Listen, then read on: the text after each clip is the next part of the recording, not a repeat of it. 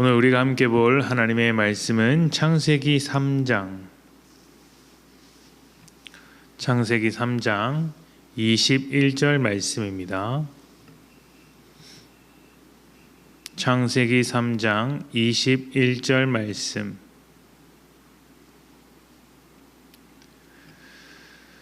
제가 봉독합니다.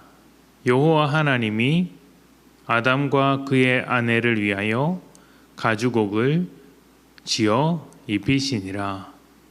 아멘. 살다 보면 의도하지 않게 분쟁에 휘말리는 경우가 있습니다. 나는 잘하려고 했는데 결과적으로 잘못된 일도 있고 생각하지 못했던 변수가 생겨서 휘말리는 경우도 있습니다. 이럴 땐 책임이 분명하지 않아서 법적인 판단을 받기 위해 재판장으로 갑니다. 그런데 항상 재판장으로 가는 것은 아닙니다. 합의를 보거나 서로 양해하는 경우도 있습니다. 나쁜 의도가 없는 그런 잘못이고 실수이기 때문에 너그러운 마음으로 받아주는 것이죠. 특히 부모 자식 간에는 더욱 그렇습니다. 그 관계는 설령 나쁜 의도를 가지고 했더라도 내가 잘못 가르친 탓이다 하는 말을 하는 것이 부모입니다. 그리고 내가 더 잘 가르치겠다 이렇게 자녀의 실수를 품죠.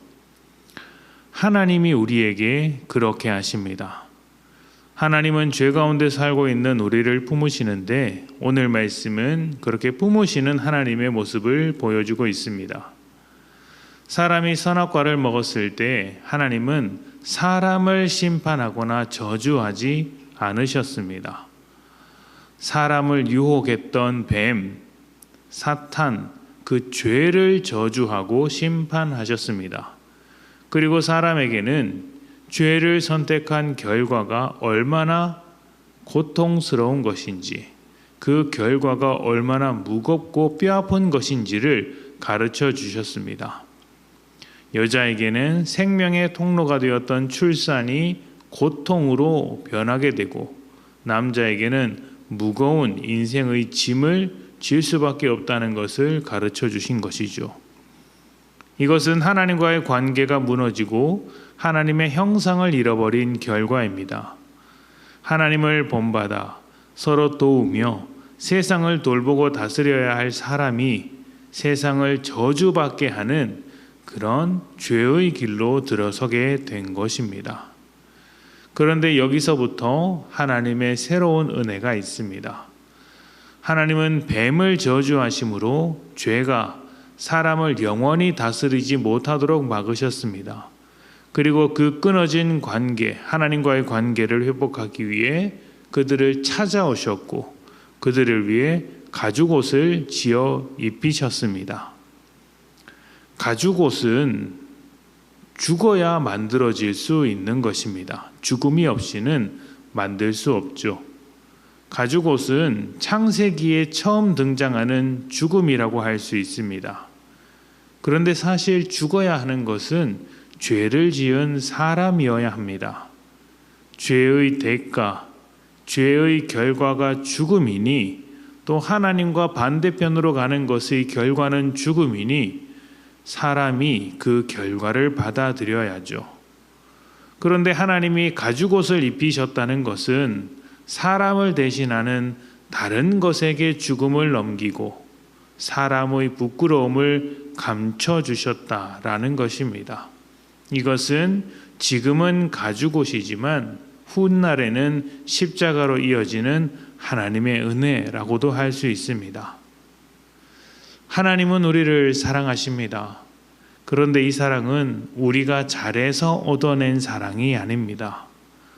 부모가 자기 배로 낳은 자녀를 사랑하듯이 하나님께서 하나님의 형상으로 창조한 우리를 사랑하시는 것이죠. 그래서 우리가 죄 가운데 있을 때 우리에게 찾아와 그 죄를 끊어내시고 변화를 촉구하시며 새 길을 열어주시는 것입니다. 우리는 살다 보면 다양한 실수와 잘못을 합니다. 그러나 그런 실수투성인 우리를 하나님께서 정죄하지 않으시고 새로운 가죽옷을 입혀 주십니다. 바로 죄 가운데 있는 우리에게 입혀 주신 예수 그리스도라는 옷이죠. 그 옷으로 우리의 부끄러움, 우리의 죄를 가리고 이제 변화된 인생의 새 길을 걷게 하십니다. 이 정체성, 새로운 변화를 가진 이 길을 여기서 멈추겠습니까? 아니면 끝까지 이어나가겠습니까?